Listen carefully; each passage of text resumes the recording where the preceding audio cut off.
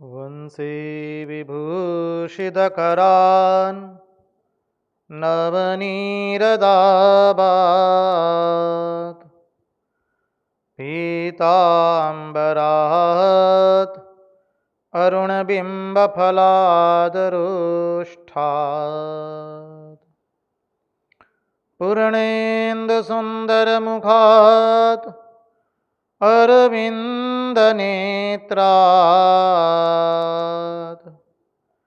कृष्णात् परं किमपि तत्त्वम् अहं न जाने। कृष्णात् परं किमपि तत्त्वम् अहं न जाने। स्वस्ति श्रीगणेशाय नमः। श्रीसरस्वत्यै नमः।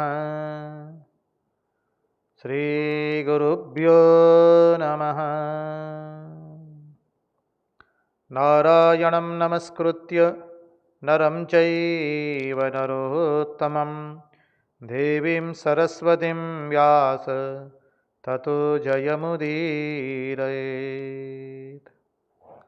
नमस्ते शारदे देवी सरस्वती मतिप्रदे वसत्वं मम जिह्वाग्रे सर्वविद्याप्रदा भव।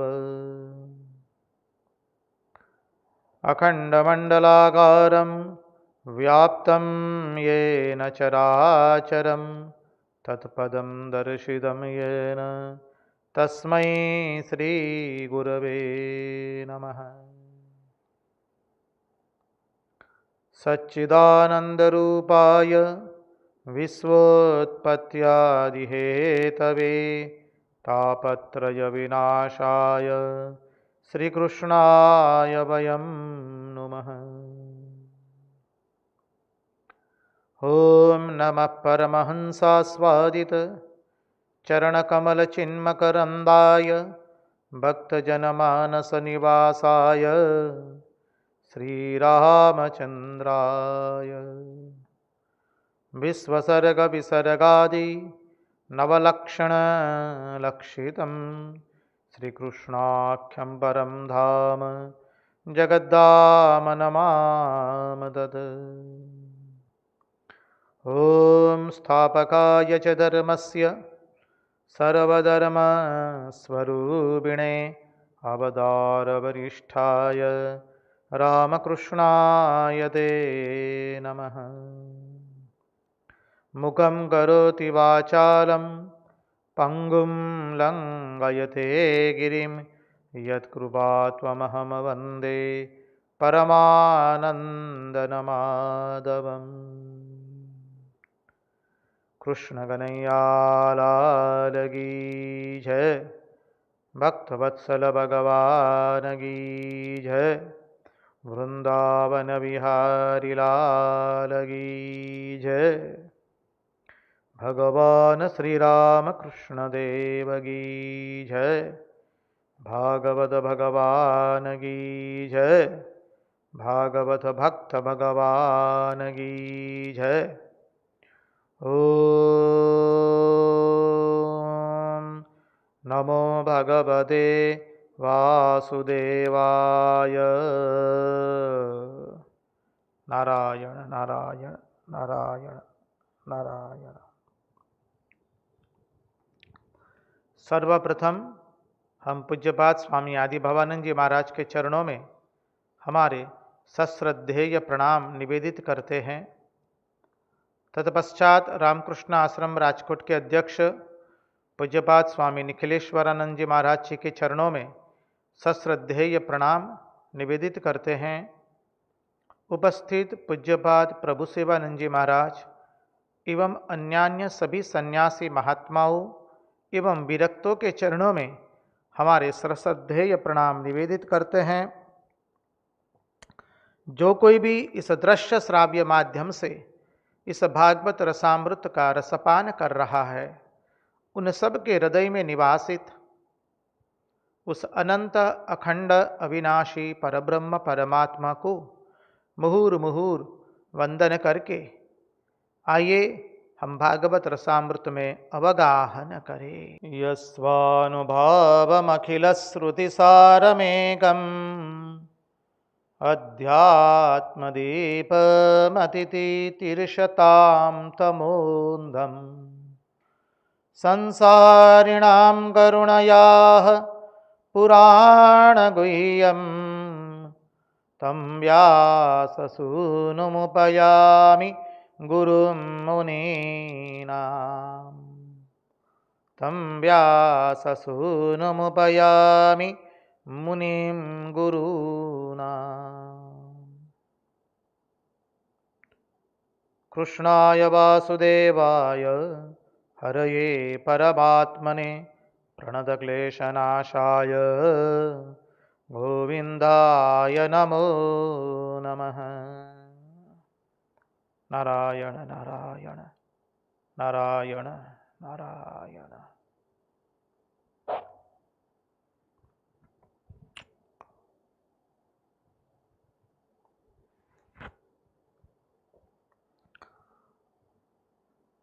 तो आइए चले हम परमहंस शिरोमणि भगवान शुकदेव जी के चरणारविंद में बैठ करके भागवत रसामृत का रसपान करने चले। देखिए, कल हमने 26वें श्लोक को शुरू कर दिया था, श्लोक संख्या 26। उसके तत्वार्थ को भी हमने देखा था थोड़ा बहुत। तो आज उसी श्लोक से पुनः शुरू करते हैं। श्लोक की आवृत्ति करके श्लोक में प्रवेश करेंगे। सदैव मनस्त्रियवृत्त्वयि विभात्य सदा मनुजात् सदभिमृशन्त्यशेषमिदमात्मतयात्मविदः न हि विकृतिं त्यजन्ति कनकस्य तदात्मतया स्वकृतमनो प्रविष्टमिदमात्मतया वसीतम्।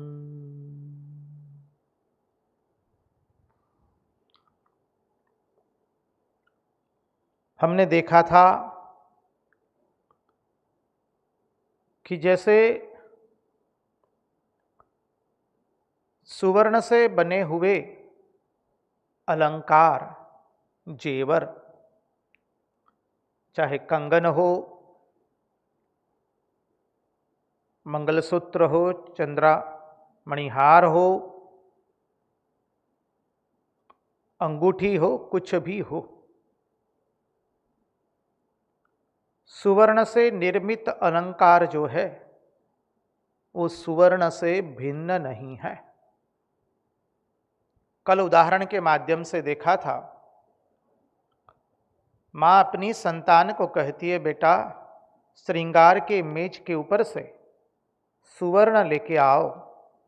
संतान जाता है, संतान कहता है, माँ मेज पर एक भी अलंकार नहीं है, एक भी गहना नहीं है, एक भी जेवर नहीं है।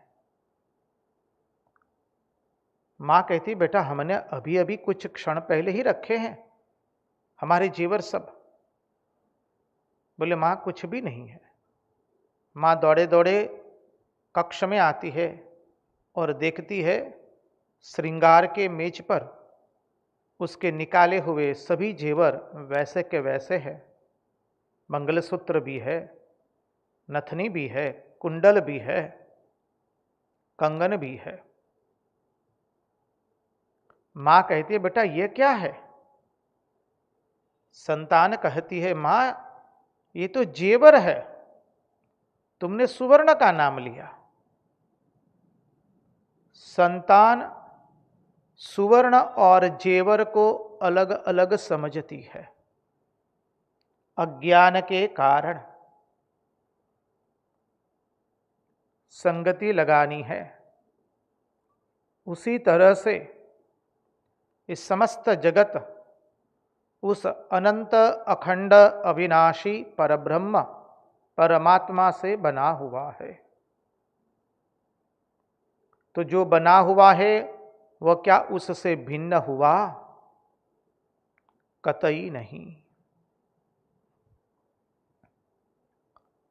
यह त्रिवृत्त त्रिगुणात्मक सृष्टि, सारा का सारा प्रपंच जो है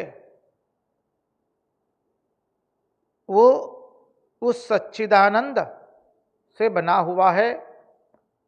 और ये जो त्रिगुणात्मक प्रपंच है, जो प्रपंच तीन गुणों के अंदर में है, सत्व रज और तम, वो सारा का सारा क्या है? मनोविलास है। थोड़ा सिद्धांत को समझने का प्रयास करें हम लोग। यह त्रिवृत्त त्रिगुणात्मक सृष्टि, सारा का सारा प्रपंच हमारा मनोविलास मात्र है। देखिए, जब हमारे कोई शरीर के अंग में डॉक्टर को ऑपरेशन करना होता है और जब हमें फुल एनेस्थेसिया दिया जाता है ऑपरेशन करने के लिए, तब हमारा ये प्रपंच कहाँ है? प्रपंच नहीं है, तब ये जगत नहीं है। उदाहरण से समझने का प्रयास कर रहे हैं जी।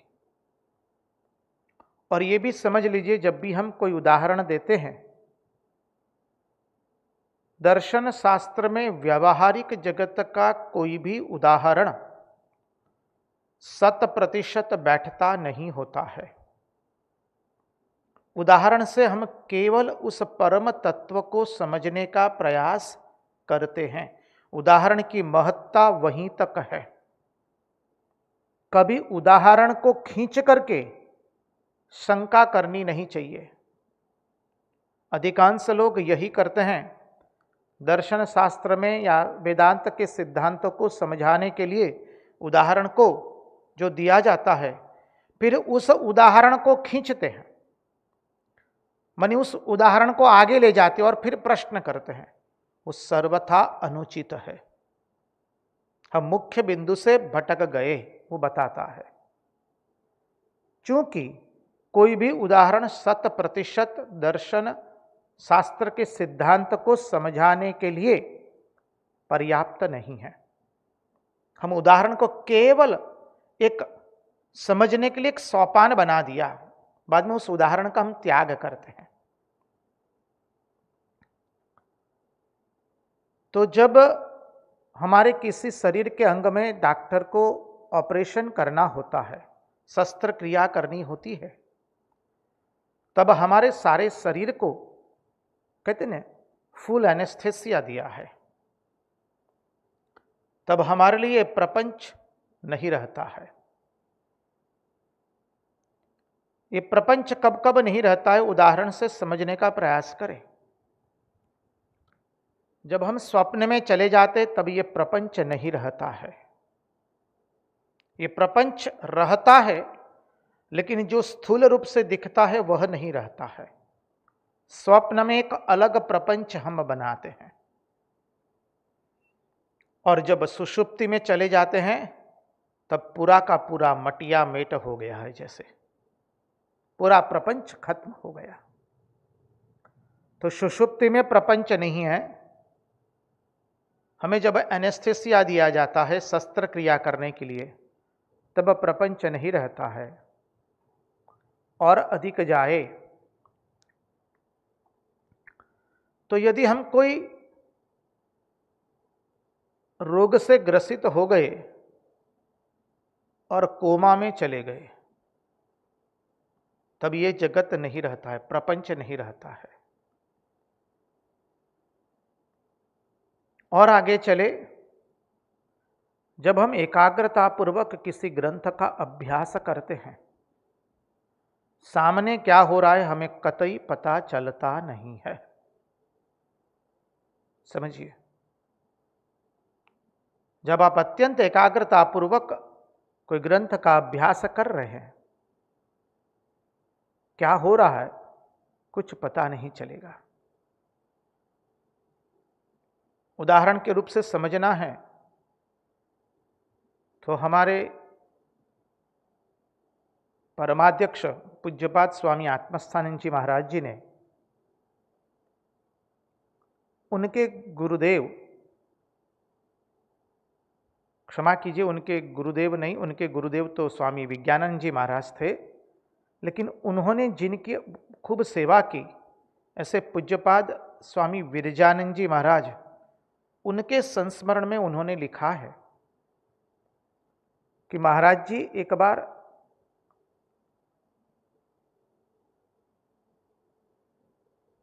हिमालय के अंदर में जो आश्रम है श्यामलाताल, वहां पर निवासित थे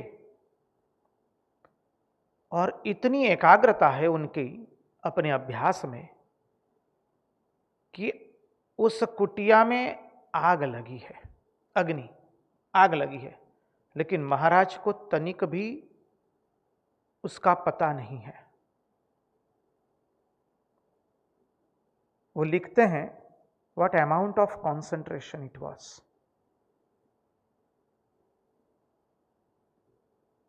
एकाग्रता कितनी हद तक होती है, प्रपंच पूर्ण रूप से मिट गया है।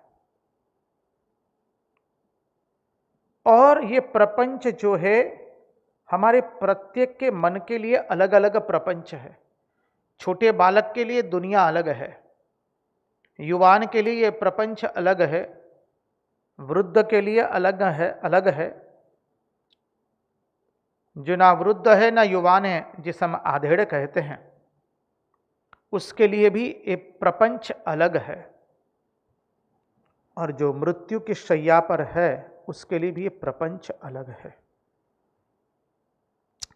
तो ये जो त्रिगुणात्मक सृष्टि हमें जो दृष्टिगोचर हो रही है, वो सारा का सारा प्रपंच हमारा केवल मनोविलास है। इस सृष्टि की रचना हमने की है, समझिए। हम हैं तो ये जगत है, हम नहीं हैं तो जगत नहीं है। उस सिद्धांत को आप अपने मन में बिठाइए, जैसे हमने भागवत के चिंतन में देखा था।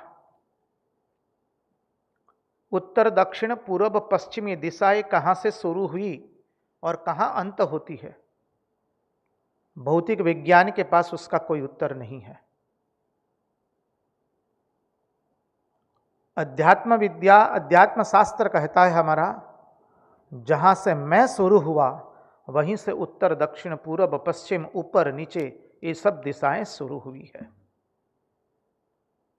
तो जब हम हैं तब प्रपंच है, हम नहीं हैं तो पूरा प्रपंच नहीं है। और ये प्रपंच है भी कैसा? हमारा मनोविलास मात्र है।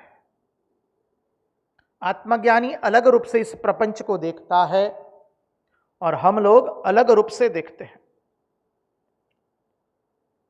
बालक अलग रूप से देखता है, भोगी अलग रूप से देखता है, साधक भक्तजन उपासक अलग रूप से देखता है। बोले सब लोग अपने अपने मन के अनुरूप इस प्रपंच को देखते हैं, तो इस प्रपंच का असली स्वरूप क्या है? तो असली स्वरूप उसका यही है जो शास्त्र कहता है, महापुरुष लोग कहते हैं, विद्वान लोग कहते हैं। यह है तो असत, परंतु सत सरीखा भासता है। ब्रह्म सत्य जगन मिथ्या है असत, परंतु सत सरीखा भासता है। क्यों सत सरीखा भासता है? अधिष्ठान की सत्ता से ही उसमें सत्यता है। यदि अधिष्ठान की सत्ता नहीं होती तो उसमें सत्यता होने वाली नहीं थी। रज्जु अधिष्ठान है, रज्जु सत्य है, इसलिए उसमें सर्प भासित हो रहा है। सर्प की सत्यता भासित हो रही है।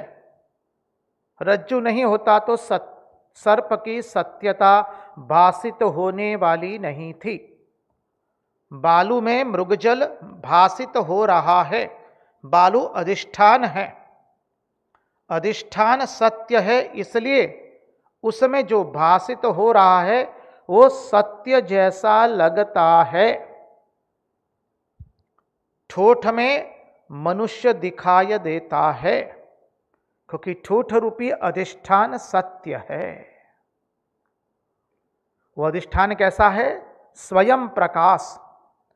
स्वयं प्रकाश अधिष्ठान से पृथक इसकी किंचित भी सत्ता नहीं है।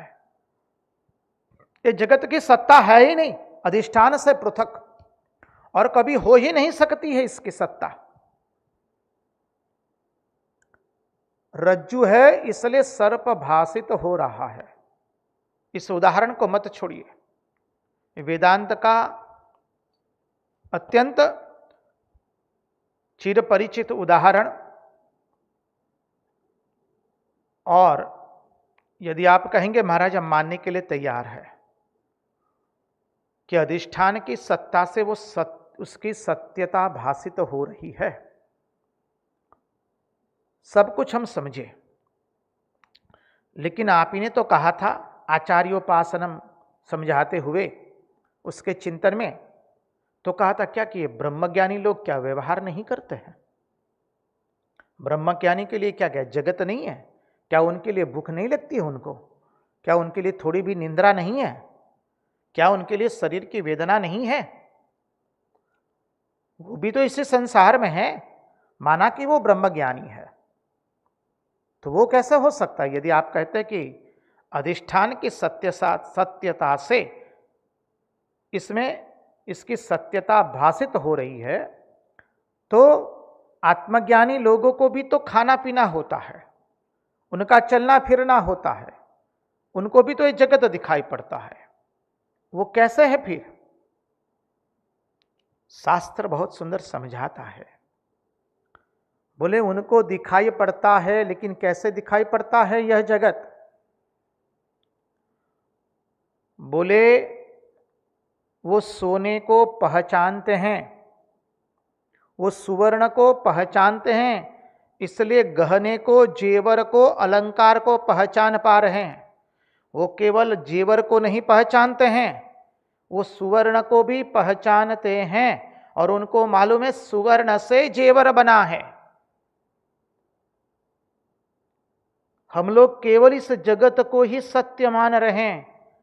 इसमें निर्मित ये पंच महाभूत के अंतिम कार्य, मनुष्य, पशु, पक्षी, कीट, स्थावर जंगम को ही हम पहचानते हैं। आत्मज्ञानी पुरुष, परम पद को प्राप्त किया हुआ पुरुष, उस सुवर्ण को पहचानता है। समझिए, पार्थक्य समझने का प्रयास कीजिए। हम केवल बाहर की आकृतियां ही पहचानते हैं। अधिक क्या कहे आपको। कल ही तो पूज्यपाद स्वामी अद्वैतानंद जी महाराज की जन्मतिथि मनाई हम लोगों ने। श्री रामकृष्ण देव के अंतरंग सन्यासी शिष्य, जिनको बूढ़ो बाबा कह के बुलाते थे, उन्हीं के जीवन का प्रसंग है। श्री रामकृष्ण देव ने उनको सुवर्ण की पहचान करा दी और कहा कि ये सब जेवर है सुवर्ण के। आप समझ गए हमारा तात्पर्य। उस परम तत्व का दर्शन कराया और बताया कि उस परम तत्व से ही ये सब कुछ बना है, चराचर जगत।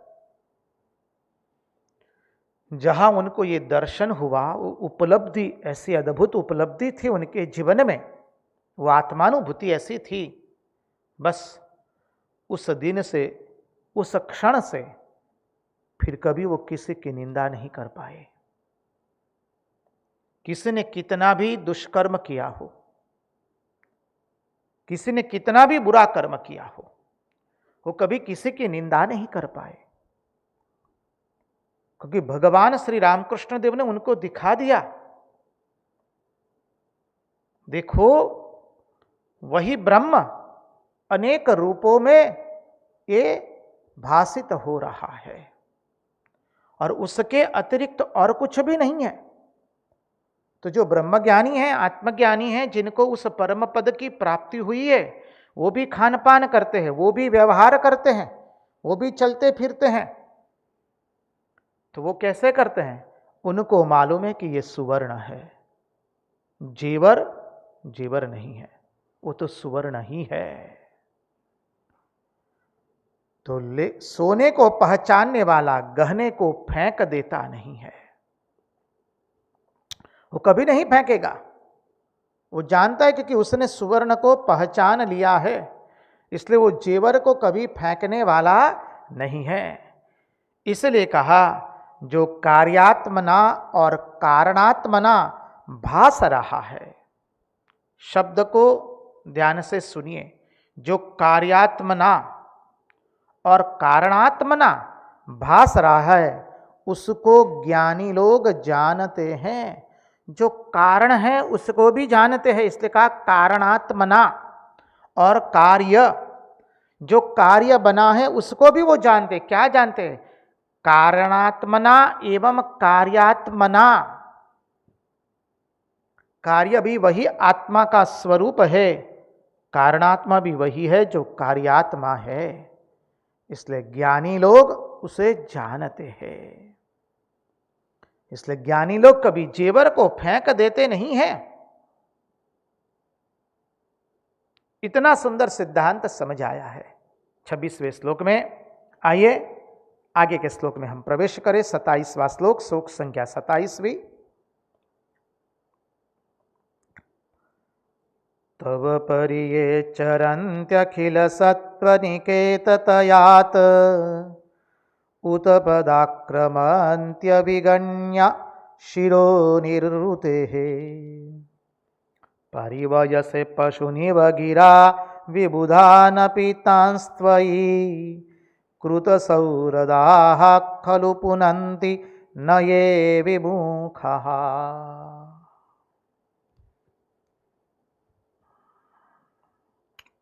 तब परिये चरन्त्यखिल सत्त्वनिकेततया ता उत पदाक्रमन्त्य विगण्य शिरो निरुतेः। सुंदर सिद्धांत है इस श्लोक में। जो महात्मा लोगों ने सुवर्ण को पहचान लिया है वो अलंकार को फेंकते नहीं है, क्योंकि उन्हें मालूम है अलंकार और कुछ नहीं है, वो सुवर्ण का ही स्वरूप है। पंच महाभूत में जो आखिरी कार्य है हम देख चुके हैं। वे जानते हैं कि जैसे सुवर्ण से पृथक जेवर नहीं है, वैसे ही आत्मा से पृथक न जीव है और न जगत है। आकाशे आकाशवत बदेहूं ज साक्षात। अत्र तत्र सर्वत्र केवल वही परमात्मा है जो अखिल सत्व निकेततया, अखिल सत्व निकेत के रूप में है, जो सर्वाधिष्ठान के रूप में है, सर्वाधार के रूप में है, और जो उस सर्वाधिष्ठान की पूजा करते हैं। जो लोग उस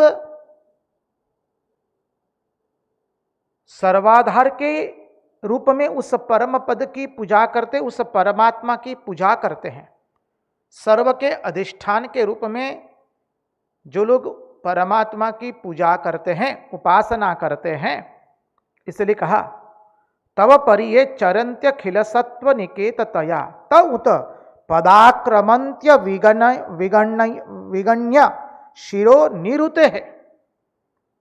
वो लोग क्या करते हैं?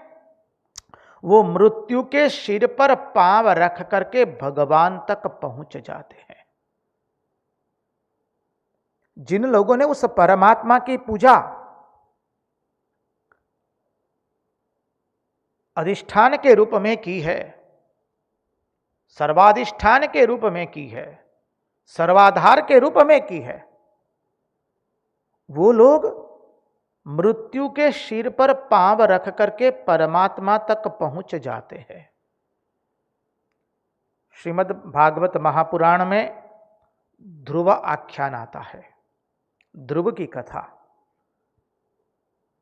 हरी इच्छा हुई तो कभी देखने का प्रयास करेंगे।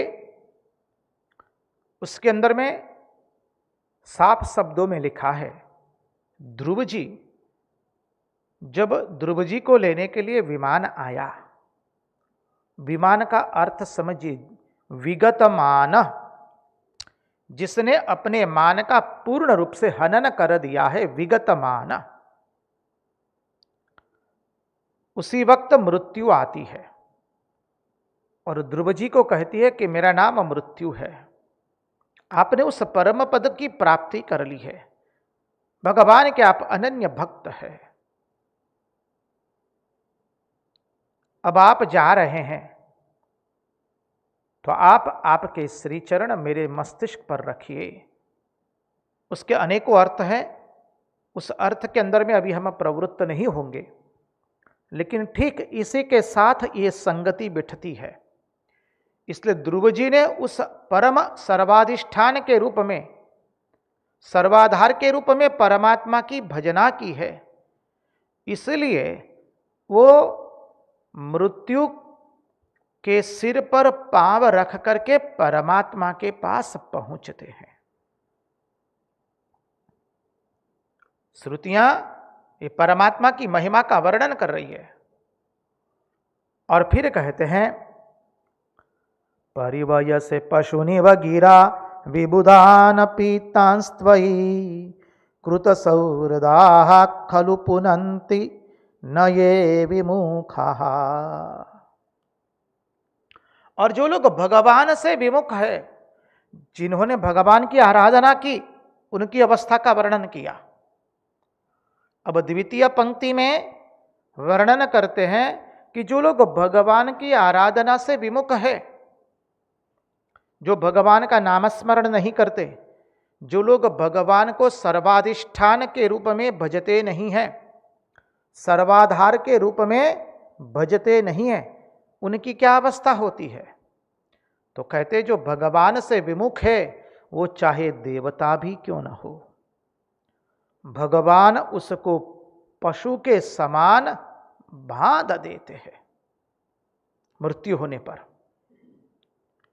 जो भगवान से प्रेम करते, भगवान ने देवता भी हो, कोई भी देवता, चाहे इंद्र से लेकर कोई भी देवता। अब देखिए ये देवता लोग जो है वो सर्वस्व नहीं होते हैं। आगे के श्लोक में यही तत्व समझा रहे हैं मां श्रुति भगवती, भगवान की महिमा का वर्णन करके तब और भी विस्तृत रूप से देखने का प्रयास करेंगे। लेकिन इतनी बात समझ लीजिए, ये जो देवता हैं हम सबको वंदन करते हैं, 33 करोड़ देवताओं को वंदन करते हैं। अब आजकल के अंदर में तो 33 करोड़ के लोग आजकल अनेकों अर्थ निकालते हैं, हमारा उससे कुछ, उसके ऊपर में कुछ कहना नहीं। हम तो 33 करोड़ देवताओं को भी वंदन करते हैं, क्योंकि वो अंत में हमारे परमात्मा के ही स्वरूप है, समझिए। लेकिन ये जो देवताएं हैं वो सर्वस्व नहीं होते हैं। भागवत के अंदर में हमने चिंतन किया था, आप लोग अपनी स्मृति पटल पर उस चिंतन को ले आइए। जब परीक्षित राजा को श्राप मिला है, आज से 7वें दिन तुम्हारी मृत्यु होगी, और परीक्षित राजा सभी विद्वानों, पंडितों, ब्राह्मणों सबको हाथ जोड़ करके कह रहे हैं कि मैंने न करने का कृत्य किया है, अपने पाप को उन्होंने प्रकट किया है। हम लोग पाप को छुपाते हैं और पुण्य को प्रकट करते हैं, पार्थक्य समझिएगा। मैंने न करने का कृत्य किया है, मैंने पाप किया है। ऋषि के गले में मरे हुए सर्प को डाला है, उसके परिणाम स्वरूप मुझे शाप मिला है। आज से 7वें दिन मेरी मृत्यु होने वाली है तक्षक नाग काटने से। इस 7 दिनों में कोई मेरी मुक्ति का उपाय है तो मुझे अवश्य बताइए। कौन सा अनुष्ठान करना है, कौन सा यज्ञ यागादि करना है। सब महात्माओं ने, सब ऋषियों ने, सब विद्वान ब्राह्मणों ने, पंडितों ने हाथ खड़े कर दी है। हे राजन, ऐसा कोई अनुष्ठान नहीं है, ऐसा कोई कर्मकांड नहीं है जो तुम्हें 7 दिन में मुक्ति दिला पाए। उतने में सुखदेव जी का आगमन होता है। सब लोग सुखदेव जी की वंदना करते हैं। परमहंस शिरोमणि भगवान सुखदेव जी के चरणों की वंदना परीक्षित राजा ने की है। और सुखदेव जी को परीक्षित राजा ने कहा कि महाराज, आज से 7वें दिन मेरी मृत्यु होने वाली है। ऐसा कोई उपाय हो तो बताइए कि ताकि 7 दिन में मैं मुक्त हो सकूं। मुक्ति की आकांक्षा व्यक्त की है। हमारे परमहंस शिरोमणि भगवान सुखदेव जी कहते हैं, हम तो गदगद हो जाते हैं जब ये शब्द सुनते हैं, ये अभयवाणी सुनते हैं सुखदेव जी महाराज की।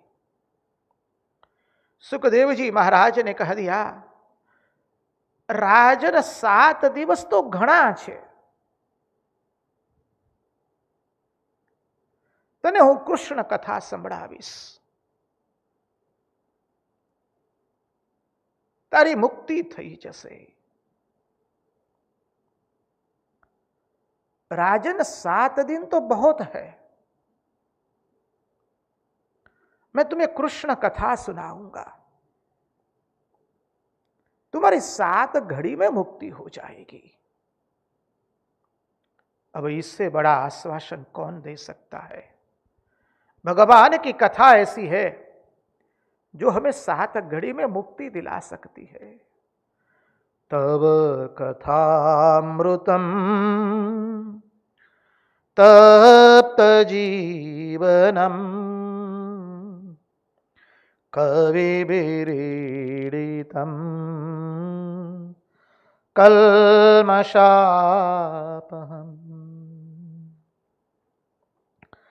श्रवणमंगलम् श्रीमदाततम्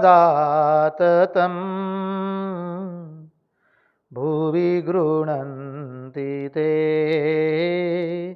भूरिदा जनाः। इसलिए हमने पिछले श्लोकों में देखा, क्या देखा? अरे महात्मा लोगों ने अपने वेदांत का विन्यास कर दिया है और भगवान के चरणों की उपासना करते हैं। भगवान की लीला माधुरी का श्रवण करके, भगवान के गुणानुवाद का श्रवण करके, भगवान के कथामृत का श्रवण करके, ये भगवान का लीलामृत, भगवान का ये अद्भुत लीलाओं रूपी अनंत समुद्र ऐसा है जिसके अंदर में समग्र सृष्टि भी यदि अपना मैल धो दे तो भी कुछ फर्क पड़ता नहीं है, क्योंकि हरि अनंत, हरि कथा अनंता है। भगवान के ये गुणामृत के अंदर में एक दो नहीं, समग्र सृष्टि के सभी प्राणी अपने मैल को धो दे, मन के मल को दूर कर दे तो भी कोई असुविधा नहीं होती है। भगवान की कथामृत, भगवान का लीलामृत ऐसा अद्भुत है।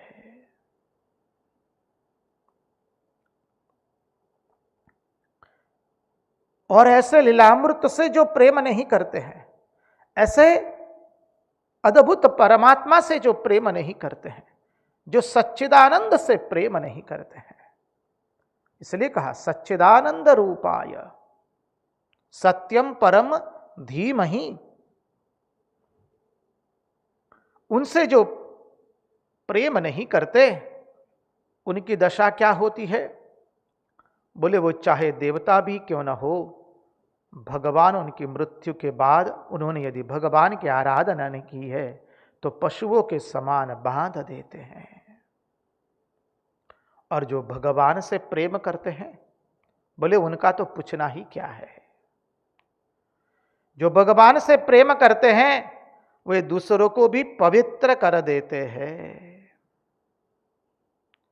और जो भगवान से विमुख है वो स्वयं अपवित्र रहते हैं और दूसरों को भी अपवित्र करते हैं। आप सब लोगों से हमारा एक प्रश्न रहेगा, जब आप प्रथम बार बेलूड़ मठ गए हो या रामकृष्ण मठ मिशन के कोई भी शाखा केंद्र में गए हो या कोई भी सन्यासियों के आश्रम में गए हो या कोई भी सन्यासी का दर्शन किया हो, उनको देख करके आपके हृदय में कौन सी भावना प्रगटी? आप देखेंगे सन्यासी के दर्शन करने के बाद हमारे हृदय में पवित्रता का भाव प्रकट होना चाहिए। इसलिए स्वामी तुरायानंद जी महाराज श्री रामकृष्ण देव के अंतरंग सन्यासी शिष्य अपने पत्रावली में कहते हैं, उनके सभी पत्र बहुत सुंदर रूप से प्रकाशित हुए हैं। साधकों के नाम पत्र हिंदी भाषा में है, बहुत सुंदर है। आंग्ल भाषा में भी है, स्पिरिचुअल ट्रेजर्स करके। तो उसमें वो लिखते हैं, साधु के पास जाने से हमारे मन में पवित्रता का भाव उदय होना चाहिए। साधु का दर्शन करने के बाद हमारे में पवित्रता का भाव उदय होना चाहिए। साधु कौन है? जिसकी उपस्थिति में हमें भगवान का स्मरण हो जाए, जिसकी उपस्थिति में हमारे मन में पवित्र भाव उदित हो, जिसको देखने से हमारे मन में पवित्रता का भाव उदित हो जाए। देखिए, सन्यासियों को, महात्माओं को देखने से हमारे मन में एक अद्भुत आनंद आता है। वाह, सारा जीवन पवित्रता से व्यतीत कर दिया। देखिए, हमारे रामकृष्ण मठ मिशन के 9वें परमाध्यक्ष, गलती हो तो हमें क्षमा कर दीजिए, 8वें या 9वें, अधिकांश 9वें जहां तक हमें ज्ञात है, भूल हो सकती है। पूज्यपाद स्वामी माधवानंद जी महाराज थे परमाध्यक्ष, और वह पूज्यपाद माधवानंद जी महाराज के बारे में मां स्वयं बोली है, मां शारदा देवी। क्या बोली है? हाथी का दांत सोने से मढ़ा हुआ है। माधवानंद जी कौन है? मां स्वयं कहती है, हाथी का दांत सोने से मढ़ा हुआ है। और ऐसे माधवानंद जी महाराज जब साधु बनने के लिए बेलूड़ मठ आते हैं,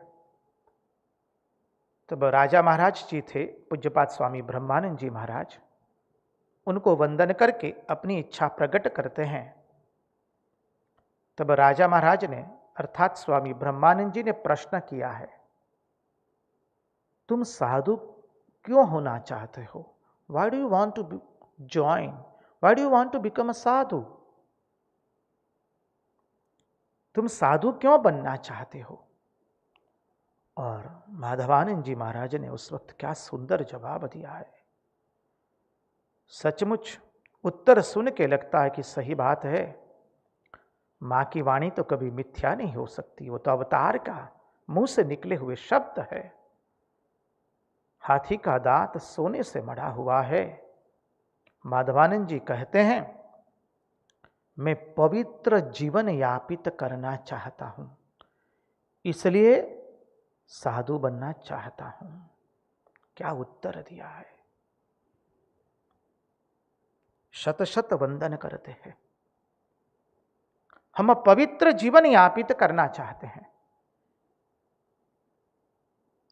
आप सब लोग भक्त हो, उपासक हो, साधक हो, सन्यासी हो,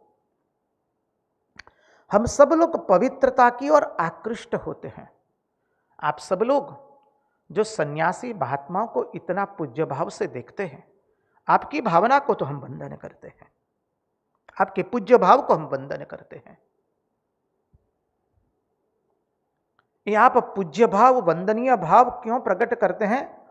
क्योंकि आपके भीतर में जो पवित्रता है, वो पवित्रता इस पवित्रता को देख करके आकर्षित होती है। हमारा सबका मूलतः स्वभाव है पवित्रता, सतचित और आनंद। हम सब मूलतः पवित्र है, सतस्वरूप अर्थात पवित्र है। इसलिए पवित्रता जब दूसरी पवित्रता को देखता है तो आकर्षित होता है। इसलिए हमने तो अनेकों भगवान के ऐसे भक्त, सुंदर सुंदर भक्त देखे हैं। भगवान की कृपा से ऐसे भक्तों का संग भी मिला है। उस भक्त को देखने से अपने मन में पवित्रता प्रकटती है। आप लोगों के जीवन में भी आपने यह अनुभव किया होगा। भगवान के ऐसे कई भक्त होते हैं जो भगवान के नामस्मरण के अतिरिक्त और कुछ नहीं कर जानते हैं।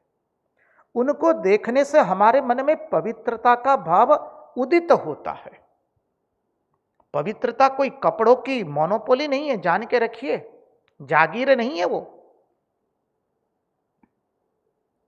पवित्रता कपड़े से नहीं होती है, पवित्रता चरित्र से आती है।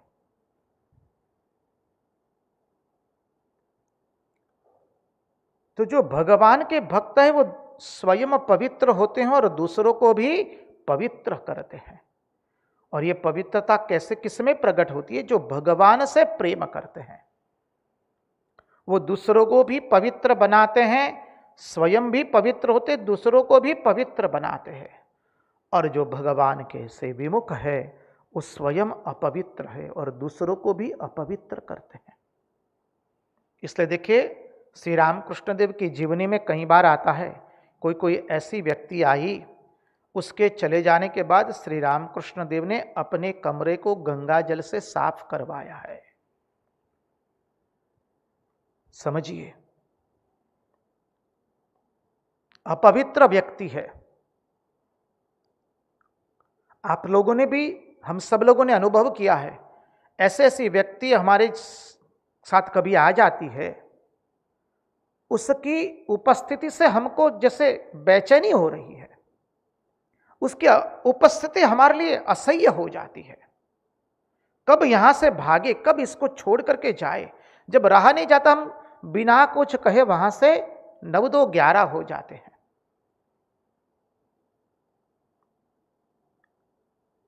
अपवित्र व्यक्ति का अपना एक ऑरा होता है, पवित्र व्यक्ति का भी एक अपना ऑरा होता है। इसलिए श्रीधर स्वामी इस श्लोक के भाष्य में कहते हैं, लोग पंचाग्नि आदि अनेक तप करते हैं, अपने आप को पर्वत पर से नीचे भी फेंक देते, आत्मघात कर लेते हैं, तीर्थों का पर्यटन भी कर ले, वेदों का अध्ययन भी कर ले, शास्त्र को मुखस्थ भी कर ले, अरे अनेक यज्ञ यागादि भी कर ले, भिन्न भिन्न मतवादों के द्वारा वो आपस में विवाद कर ले, परंतु भगवान के बिना मृत्युमयी संसार से कोई बचा सकता नहीं है। मृत्युमयी संसार से कोई पार पहुंचा सकता नहीं है। कितने भी अपने आप यज्ञ याग आदि कर ले, कितने भी शास्त्रों का पठन पाठन करके मतवादों को स्थापित कीजिए, शास्त्र तर्क कर दीजिए, कितने भी बड़े बड़े काम कर लीजिए, लेकिन मृत्यु रूपी काल से एकमात्र भगवान का स्मरण ही, भगवान की कृपा ही और भगवान का भजन ही हमें बचा सकता है। आगे के श्लोक में प्रवेश करें। श्लोक संख्या 28। त्वमकर्णः स्वराडखिलकारक शक्तिधरस्तव बलिमुद्वहन्ति समदन्त्यजया निमीषाः वर्षभुजोऽखिलक्षिपितपतिरिव विश्वसृजो विदधति यत्र ये त्वधिकृता भवतश्चकिताः।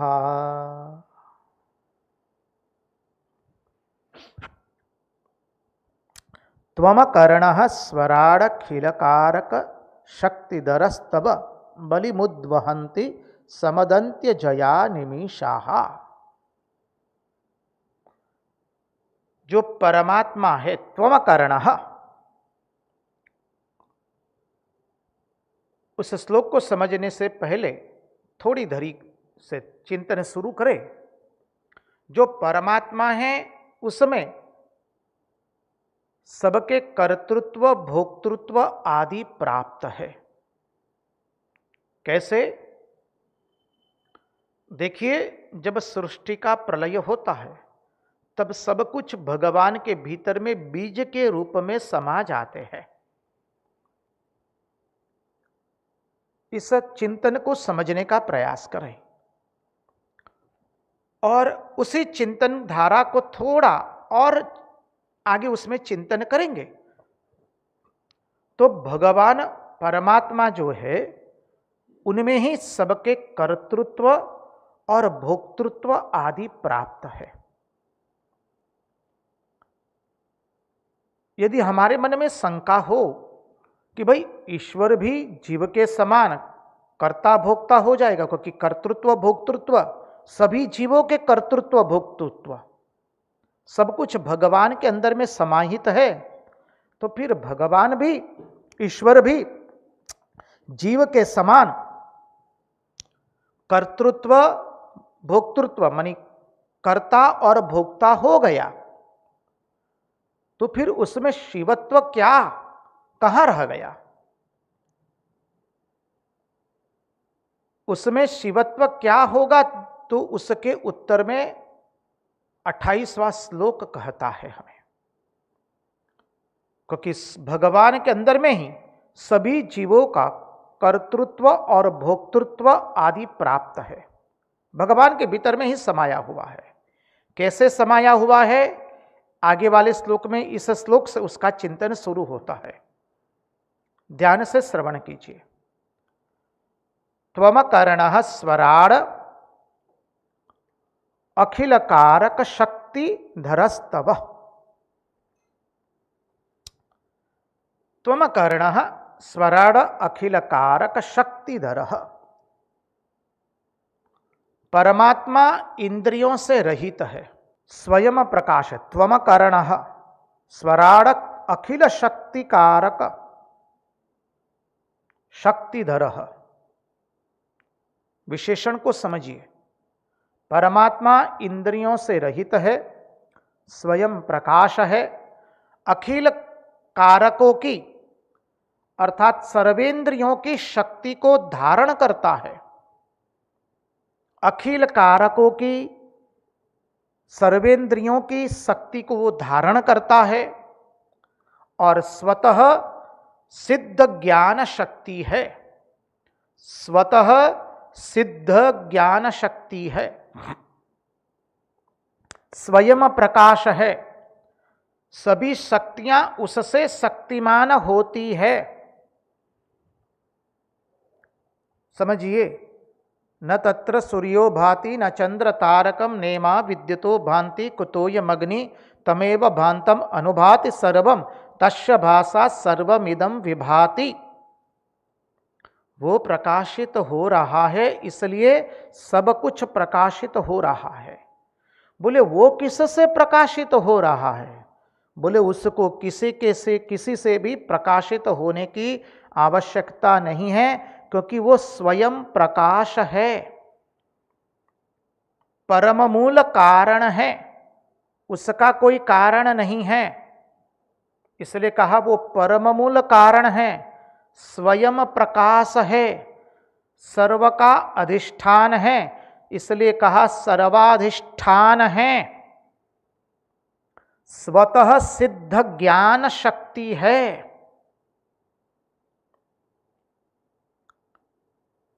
इसीलिए ब्रह्मा आदि देवता भगवान की पूजा करते हैं। त्वमकर्ण स्वराडखिल कारक शक्तिधरस्तव बलिमुद्वहन्ति समदन्त्यजया निमीषाः। इसलिए ब्रह्मा आदि देवता लोग उनकी पूजा करते हैं। वर्षभुजोऽखिल क्षितिपतेरिव विश्वसृजो विदधति यत्र ये त्वधिकृता भवतश्चकिताः। ब्रह्मा आदि देवता भगवान की पूजा करते हैं और ब्रह्मा आदि देवता लोग भगवान की पूजा करके दूसरे जो जीव है वो ब्रह्मा आदि की पूजा करते हैं। समझिए, संगति लगानी है। ब्रह्मा आदि देवता भगवान की उस स्वयं प्रकाश स्वतः सिद्ध ज्ञान शक्ति सर्व का परम मूल कारण उसकी पूजा करते हैं ब्रह्मा आदि देवता, और दूसरे जीव ब्रह्मा आदि देवताओं की पूजा करते हैं। कैसे बोले, ये कैसा हुआ? उदाहरण से देखें तो जैसे छोटे छोटे राजा लोग, चक्रवर्ती सम्राट जो होते हैं, उनकी भजना करते हैं। सार्वभौम राजा की पूजा करते हैं, उनकी भजना करते हैं छोटे छोटे राजा लोग। और उनकी भजना करने के लिए छोटे छोटे राजा अपनी प्रजा से कर भी लेते हैं। वही कर फिर जाकर के सार्वभौम राजा को, सर्वशक्तिमान राजा को दिया जाता है। जैसे राज्य जो है आपसे कर लेकर के केंद्र सरकार को भेज देता है, उसी तरह से ये जो देवताओं की आप भजना करते हैं, तो देवताओं किसकी भजना करते हैं? ब्रह्मा आदि देवता उस परम तत्व की। तो ये जो देवता आदि जो हैं, वो जो फल देते हैं वो असल में आया फल कहां से? उस परम सत्ता से ही आया है। भगवान ने जिस देवता को, जिस मनुष्य को, जिस जीव को जिस कर्म में लगा दिया है, वह उनके द्वारा नियुक्त होकर उन्हीं के भय से अपना काम करता है। वह जीव, वह देवता उन्हीं के द्वारा नियुक्त होकर उन्हीं के भय से अपना काम करते। भगवान ने सबको माने अपना अपना कार्य चिन्हित कर दिया है। He has deputed all the people. He has allotted them works, what you are supposed to do. Each devata has been given his own responsibilities and his own boundary. प्रत्येक देवता को उसके अपने अपने कार्य दिए गए हैं, प्रत्येक जीव को अपने अपने कार्य दिया गया है और कहा गया कि आपको ये कार्य करना है। इसलिए वह देवता, वह जीव भगवान के द्वारा नियुक्त होकर उन्हीं के बल से अपना काम करते रहते हैं। आगे की श्लोक संख्या 29 आती है। उसके पहले एक सुंदर भजन का आस्वादन लेकर के हम आगे के तत्वार्थ में प्रवेश करेंगे। हेरी मैं तो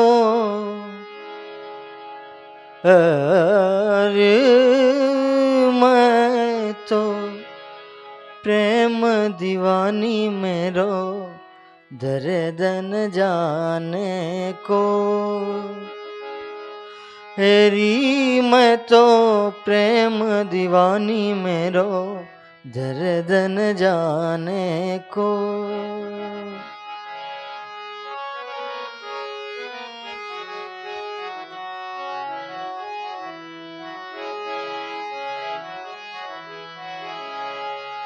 सूली ऊपर सेज हमारी किस विध सोना हो। सूली ऊपर सेज हमारी किस विध सोना हो। गगन मंडल में सेज पिया की, गगन मंडल में सेज पिया की। किस विध मिलना हो।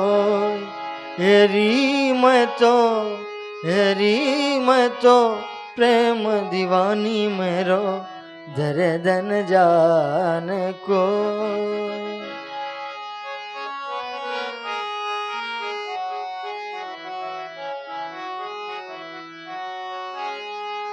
घायल की गति घायल जाने, जो कोई घायल हो।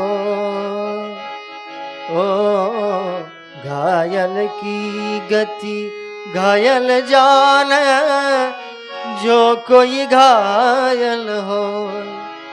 जोहर की गति जोहर जाने, जोहर की गति जोहर की गति जोहर जाने, जो कोई जोहर हो। हेरी मैं तो प्रेम दीवानी मेरो दर्दन जाने को।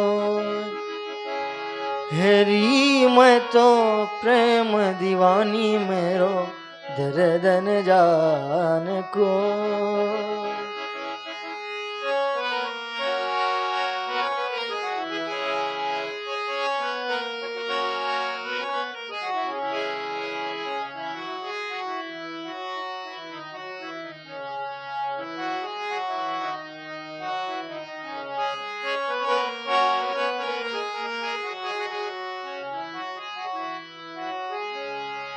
दर्द की मारी बन बन डोलूं, वेद मिला नहीं कोई।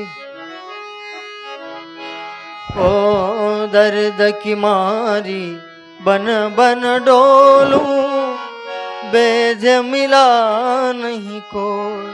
मीरा की प्रभु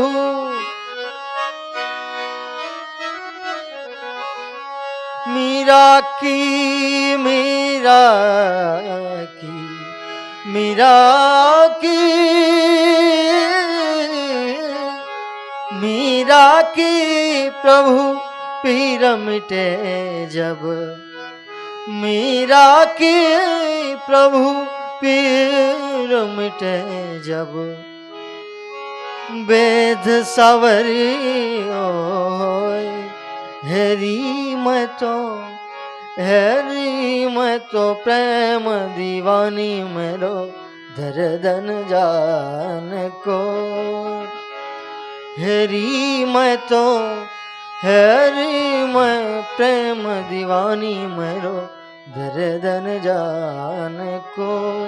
मेरो दर्दन जान को, मेरो दर्दन जाने को। कृष्ण कन्हैया लाल की जय। कृष्ण कन्हैया लाल की जय।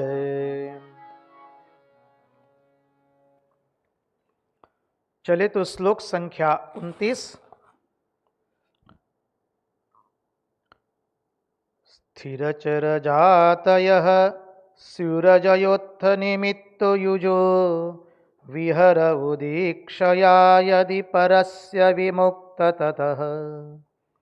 न हि परमस्य कश्चिदपरो न परश्च भवेत्। वियतैवापदस्य तव शून्यतुलां ददतः। स्थिरचर जातयः स्युरजयोत्थ निमित्त युजो विहर उदीक्षया यदि परस्य विमुक्त ततः। क्या कहने का तात्पर्य है? महाश्रुति भगवती कहती है, भगवान की स्तुति करते करते, कि प्रभु यदि आप निमित्त बन करके इस माया को देखते हैं तो क्या होता है? बोले आप ही की दृष्टि से, आपकी दृष्टि से माया से यह सब जीव जड़ चेतन की सृष्टि हुई है। प्रभु यदि आप निमित्त बन करके माया को देखे तो इस आपकी दृष्टि से माया से ही यह सब जड़ और चेतन की सृष्टि निर्मित हुई है।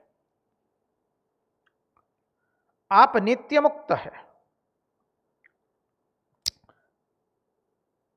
माया से परे आकाश के समान स्वाश्रय है, शब्द प्रयोग किया गया है। आप माया से परे हैं, स्वाश्रय। ये हम तात्पर्य देख रहे हैं 29वें श्लोक का, चिंतन अभी शुरू नहीं किया है जी।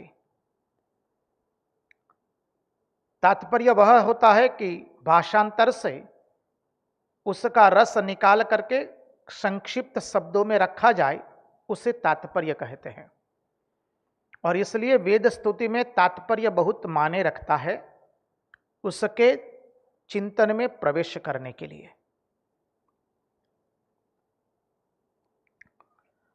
आपका अपना पराया कोई नहीं है, अतः आपके लिए सृष्टि किसी निमित्त से नहीं होती है, क्योंकि कोई है ही नहीं। आपके लिए अपना पराया कोई है ही नहीं, तो निमित्त कहां से आएगा? यह तो प्रभु आपका लीला विहार है।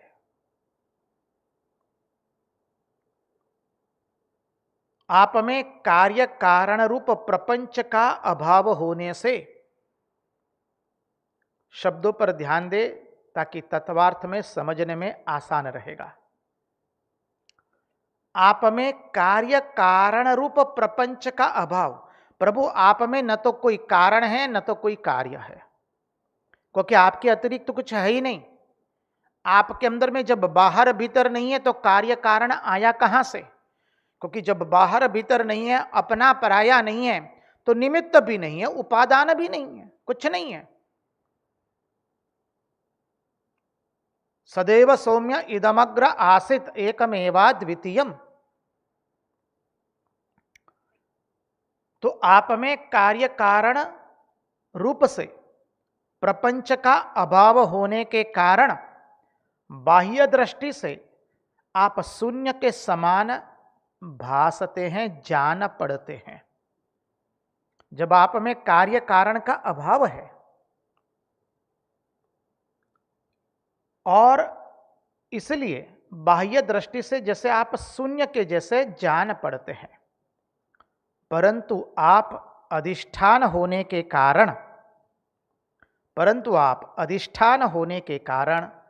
परम सत्य है।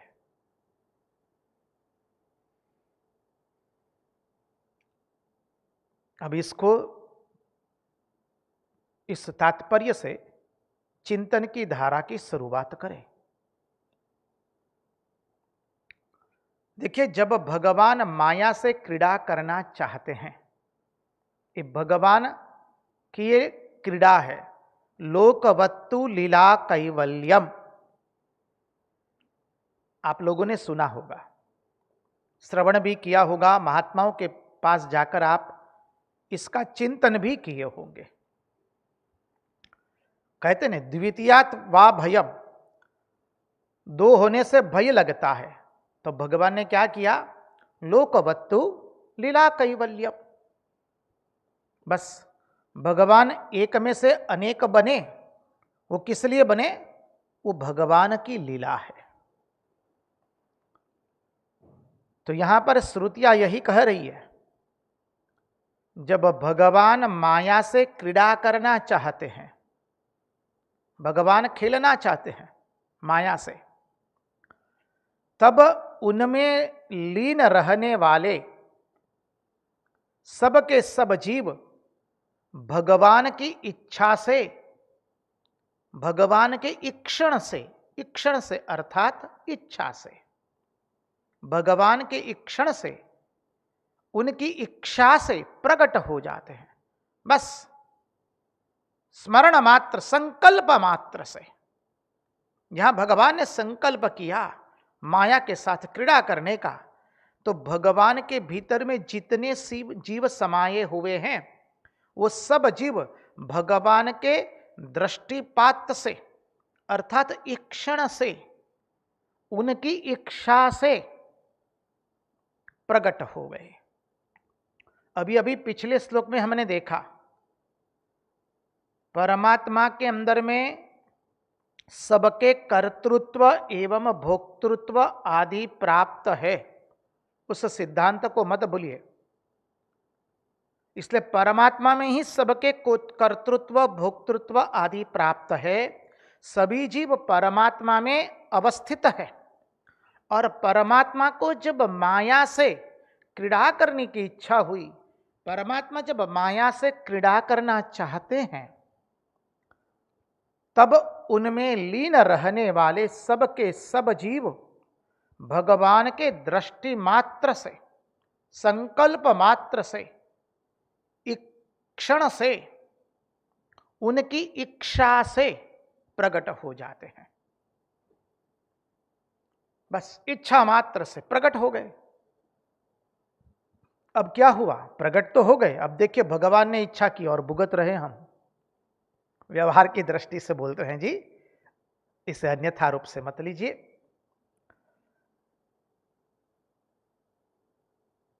अब जीवों के साथ उनके कर्म प्रकट हो गए। जीव जहां प्रकट हुआ, बस उसके कर्म भी प्रकट होते हैं, उनकी उपाधि भी प्रकट होती है। जीव की उपाधि लग गई भाई, नाम रूप गुण की, समझिए, ये सब उपाधियां लग गई, अध्यारोप हो गया। और उन सब के प्रकट होने पर ही यह सारी सृष्टि चलती है। ये सृष्टि चली कैसे? तो भगवान को माया के साथ क्रीड़ा करने की इच्छा हुई, क्योंकि अकेले तो क्रीड़ा नहीं कर सकते हैं। द्वितीयात वा भयम, दो होने से भय पैदा होते हैं। तो बोले लोकवत्तु लीला कैवल्यम। तो जहां उनको क्रीड़ा करने की इच्छा हुई, तो उनके भीतर में रहने वाले जीव जो है, वो जीव उनके प्रकट हो गए, अपने कर्मों के साथ प्रकट होते हैं। जीव के साथ उसके कर्म भी प्रकट होते हैं, उनकी उपाधियां भी प्रकट हो गई, बस। और इसी तरह से सारी सृष्टि चलती है, क्योंकि ईश्वर में कोई विषमता नहीं है। ये समझ लीजिए। इसलिए कहते हैं प्रेमार्पण समदर्शन, कोई विषमता नहीं है। समदर्शी है नाम तिहारो, चाहे तो पार करो। ईश्वर में कोई विषमता नहीं है और उनके लिए कोई अपना और पराया यह भेद भी नहीं है। इसलिए पहले से कोई निर्मित सोया हुआ न हो, कर्म वासना न हो, तो उपाधि न हो, तो ईश्वर भी इसका संचालन कैसे करे? क्योंकि ईश्वर तो देखिए, उसके वो कोई पक्षपाती नहीं है कि उसने किसी को अच्छा बनाया, किसी को बुरा बनाया, किसी को गोरा बनाया, किसी को काला बनाया, किसी को पंगु बनाया, किसी को स्वस्थ बनाया, किसी को प्रज्ञा चक्षु बनाया, किसी को पूर्ण चक्षु दिए, किसी को स्वास्थ्य दिया तो किसी के पास से स्वास्थ्य ले लिया, किसी को श्रीमंत बनाया तो किसी को दारिद्रता के दुख में धकेल दिया, किसी को अनेक उपाधियां दे दी और किसी को उपाधि रहित कर दिया। ये कोई ईश्वर नहीं करता है, क्योंकि ईश्वर कैसा है?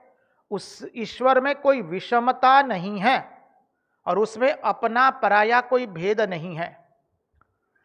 ईश्वर को जब माया के साथ क्रीड़ा करने की इच्छा हुई, तो जीवों के साथ, मानी भगवान ने जहां इच्छा प्रकट की क्रीड़ा करने की, तो भगवान के संकल्प मात्र से, भगवान के भीतर में जो जीव सोए हुए हैं, सबके सब जीव भगवान की इच्छा मात्र से, भगवान की दृष्टि मात्र से प्रकट हो जाते हैं।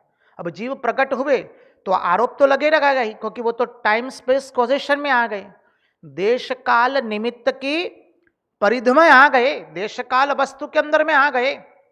देश काल वस्तु बोलिए, देश काल निमित्त बोलिए, बात एक ही है, या टाइम स्पेस कॉजेशन बोलिए। तो देश काल निमित्त की परिधि में आ गए तो उनके ऊपर तो उपाधि तो लगे ही। अभी उपाधि लगी तो जीवों के साथ उनके कर्म प्रकट हो जाते हैं। कौन से कर्म? बोले जीव, उनके अंदर में यदि कर्म नहीं होंगे तो भगवान एक से अनेक बनेंगे कैसे? और सभी लोग ईश्वर हो गए तो फिर भगवान किसके ऊपर शासन करेगा? जब देखिए क्रीड़ा करनी होती है, खेल खेलना होता है, इस सिद्धांत को थोड़ा ध्यानपूर्वक सुनिएगा तो भगवान में कोई विषमता नहीं है, वो भी समझ में आ जाएगा। भगवान की एक क्रीड़ा भी समझ में आ जाएगी। जब खेल खेला जाता है, जब क्रीड़ा करते, क्रीड़ा अर्थात खेल, अपने यहां बोलते हैं क्रीड़ांगण, तो जब खेल खेला जाता है तो सभी खिलाड़ी सशक्त नहीं होते हैं। कोई श्रेष्ठ होता है, कोई मध्यम होता है, और कोई मध्यम से थोड़ा नीचे होता है। और जब खेल खेला जाता है तो कोई जीतता है, कोई पराजय को वर्ण करता है। ये खेल का नियम है। जब खेल होता है तो कोई किसी के ऊपर शासन करता है। समझिए, सभी केवल ईश्वर हो गए तो ईश्वर किसके ऊपर शासन करेगा? ये आने वाले 30वें श्लोक की हम धरी बांध रहे हैं जी। 30वें श्लोक में भगवान इसी मानी श्रुतियां इसी चिंतन को आगे ले जा रही। देखिए 14वें श्लोक से हम श्रुतियां जो स्तुति कर रही है उसके चिंतन को यदि आप एक के बाद एक बैठाएंगे तो हर एक श्लोक का तंतु इतना सुंदर एक दूसरे के साथ जुड़ा हुआ है कि कहीं चिंतन में रुकावट आपको नहीं आवेगी। एक के बाद दूसरा चिंतन इतना एक सुंदर रूप से जैसे जुड़ा हुआ है, जैसे एक सुंदर मोतियों की माला गुथी हुई है। इसलिए 28वें श्लोक में कहा कि भगवान के अंदर में ही सबके कर्तृत्व भोक्तृत्व आदि प्राप्त है। तो वहां पर शंका जताई गई, यदि भगवान में कर्तृत्व भोक्तृत्व आ गया तो क्या भगवान तो फिर कर्ता भोक्ता नहीं हो गए? बोले बिल्कुल नहीं हुए हैं। भगवान कर्ता भोक्ता नहीं बनते हैं, क्योंकि भगवान इन सब से परे है, अप्रमेय है, सर्वगत है, नित्य है, अकर्ता एवं अभोक्ता है। ये सब परमात्मा के लक्षण हम देख चुके हैं। इस सब की संगति लगानी पड़ेगी, क्योंकि वो वेद स्तुति है। श्रुतियां जब स्तुति करती है तो एक खिड़की से देखती नहीं है, छत पर खड़ी होकर के जैसे स्तुति कर रही है। We have to comprehend so many philosophical views. हमें अपने मस्तिष्क में अनेकों दर्शन शास्त्र के सिद्धांत को बिठा करके इसको समझने का प्रयास करना है। तो इसलिए 28वें श्लोक में बता दिया कि सबके कर्तृत्व भोक्तृत्व परमात्मा में है। और जब सृष्टि की रचना करने की हुई तो भगवान ने जैसे दृष्टिपात किया, सब जीव अपने अपने कर्म का आरोप कर दिया। अब ये कर्म का आरोप कैसे किया? पहले ही वो सब कर्म विद्यमान थे बीज के रूप में। इसलिए 28वें श्लोक से श्रुतियां इसकी संगति लगाती जा रही है। समझिए, तो जैसे ही भगवान ने क्रीड़ा करने का मानी इच्छा जताई, उनकी दृष्टि मात्र से जीव प्रकट हो गए, उनके ऊपर आरोप हो गए, सबके सब कर्म प्रकट होते हैं। इसलिए कहते हैं कि पहले से यदि कोई निमित्त सोया हुआ न हो, कर्म वासना न हो, उपाधि न हो, तो ईश्वर भी उसका संचालन कैसे करेगा? क्योंकि भगवान को तो क्रीड़ा करने की इच्छा हुई, तो अब संचालन करेंगे भगवान। तो पहले से कुछ विद्यमान हो तभी तो उसका संचालन करेंगे। बोले हाँ, इसलिए 28वें श्लोक से कहा दिया हमको।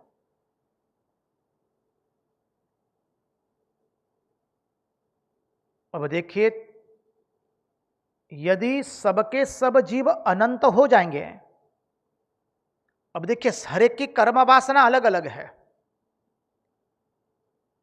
उपाधि भी अलग अलग है। यदि सबके सब ईश्वर हो जाएंगे, सबके सब जीव अनंत हो जाएंगे, कर्म वासना रहित, 31वें श्लोक की धरी बना रहे हैं। 29वां श्लोक पूर्ण हो चुका है जी, चिंतन से, क्योंकि इसका चिंतन संलग्न है। इसलिए सबके सब जीव यदि अनंत हो जाएंगे तो फिर ईश्वर शासन किसके पर करेगा? और ये जगत जब क्रीड़ा करनी हुई तो जगत में आ गए, देश काल निमित्त में हम प्रवेश कर चुके हैं, तो देश काल निमित्त में सब कुछ समान नहीं हो सकता है। ये देश काल निमित्त के अंदर का स्वभाव ही है देश काल निमित्त का। एक गुणों के अंदर में जब आ गए, क्रीड़ा करने की इच्छा हुई तो किसको लेकर क्रीड़ा किया? माया को लेकर के क्रीड़ा किया है। तो सृष्टि का निर्माण कब होता है? सांख्य दर्शन से हमने सृष्टि तत्व देखा था, उसको याद करना पड़ेगा। जब तीनों गुणों का बैलेंस जो है, तीनों गुणों की मात्राओं के अंदर में विचलन, कंपन पैदा हुआ, when that equilibrium was lost, when there is a equilibrium there is no सृष्टि। समझ लीजिए, when that equilibrium was lost, जब तीनों गुण के अंदर में विचलन पैदा हुआ, तीनों गुण के अंदर में डिस्टर्बेंस आ गया, तो क्या हुआ? तुरंत सृष्टि का निर्माण हुआ है। अर्थात परमात्मा ने उसी वक्त सृष्टि के माया को लेकर के क्रीड़ा करने का संकल्प किया। एको हम बहुश्याम प्रजायेयम। अब सब तो भगवान के ही स्वरूप है, लेकिन सबके सब भगवान के अंदर में सोए हुए थे। ये व्यवहार की दृष्टि से सरल अर्थ से समझाने का प्रयास कर रहे हैं। ये दर्शन शास्त्र की भाषा नहीं है, इसलिए इसको इसके साथ मिश्रित मत कर दीजिएगा। सबके सब जीव भगवान में सोए हुए थे अपने अपने कर्म लेकर के, और जहां भगवान ने संकल्प किया मैं एक हूं उसका बहु बनूं, क्योंकि भगवान को क्रीड़ा करनी है, तो सबके सब जीव अपने कर्मों के साथ प्रकट हो गए, उनकी उपाधि प्रकट हो गई। उपाधि प्रकट हुई कहां से? जब पहले से कोई निमित्त सोया हुआ था, इसलिए कोई कर्म वासना थी। कर्म वासना न हो, उपाधि न हो, तो ईश्वर भी उसका संचालन कैसे करेगा? इसलिए सबके सब जीव यदि अनंत हो गए, उपाधि न हो, कर्म वासना न हो उसकी, तो सबके सब ईश्वर बन जाएंगे, सबके सब नित्य हो जाएंगे, सबके सब सर्वगत हो जाएंगे। तब तो परमात्मा के समान ही सब कुछ हो गया, नित्य, सर्वगत, अकर्ता, अभोक्ता। फिर तो कोई मरने वाला नहीं है। बस फिर जहां देखो वहां ये 750 करोड़ पूरी दुनिया का मानव समुदाय, खाली मानव समुदाय क्यों, पशु पक्षी कीट स्थावर जंगम सबके सब बोले, सब ब्रह्म ही विचरण कर रहे हैं। क्या हो जाएगा? पूरी अनियमितता आ जाएगी। इसलिए कहा कि यदि सबके सब जीव अनंत हो, नित्य हो, सर्वगत हो, तब तो परमात्मा के समान ही हो गए। फिर यह शासन किसके पर करेंगे? अरे ये तो शासन का विषय है, और यह भगवान कैसे? परमात्मा शासन करता है। फिर शासन करता एवं शिष्य जिसके ऊपर शासन करेंगे उसका भेद ही नहीं रहा। इस प्रकार का नियमन दोनों में रहेगा नहीं, फिर शिष्य एवं शासन करता। यदि एक छोटा हो और दूसरा बड़ा हो तभी नियमन हो सकता है। इसलिए पहले से यदि कर्म वासना नहीं है, पहले से यदि निमित्त सोया हुआ नहीं है, यदि उपाधि न है नहीं है, तो ईश्वर उसका संचालन कैसे करेगा? इसलिए ईश्वर ने इस तरह से अपने भीतर में ही सबका कर्तृत्व एवं भोक्तृत्व ईश्वर ने रखा है। महाप्रलय के समय में भी याद कर लीजिए, नित्य, आत्यंतिक, नैमित्तिक एवं महाप्रलय। महाप्रलय में भी जब ब्रह्मा जी के 100 वर्ष पूर्ण हो जाएंगे तो क्या होगा? सबके सब ब्रह्मांड, भूखंड, सब कुछ भगवान में चला जाएगा।